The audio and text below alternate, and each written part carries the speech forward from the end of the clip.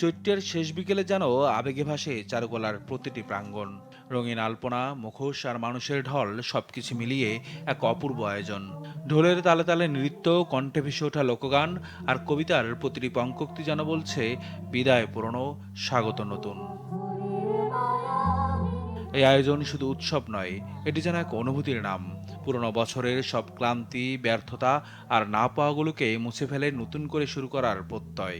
অনেক দুঃখ কষ্ট বা যেই ক্লেশ গ্লানি ছিল সবকিছুকে বিদায় জানিয়ে নতুন বছরকে সুন্দরভাবে রঙিনভাবে বরণ করে নিতে চাচ্ছি। পুরাতনকে হাসি খুশি আনন্দের মাধ্যমে আমরা বিদায় জানাচ্ছি। উৎসবটা প্রতিবারের মতোই অনেক সুন্দর, অনেক আয়োজন চলছে, ভালোই লাগছে। নতুন বছরের প্রতি এই প্রত্যাশা যে সবকিছু যেন মঙ্গল হয়।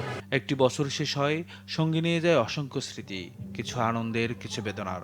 আর ঠিক সেই জায়গা থেকেই শুরু হয় নতুন পথ চলা। চারুকলার এই বর্ষবিদার আয়োজন যেন সেই গল্পই বলে। চৈত্র সংক্রান্তির এই আয়োজনে আগত দর্শনার্থীরা বলছেন, বাঙালির এই সংস্কৃতি যেন কখনো হারিয়ে না যায়।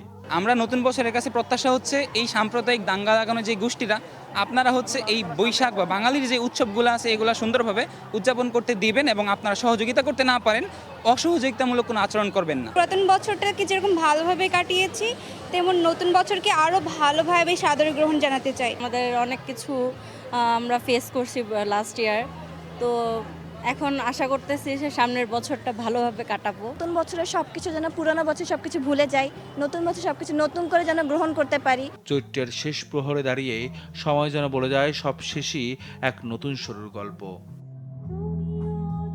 নিয়াজ মোর্শেদ, দেশ টিভি, ঢাকা।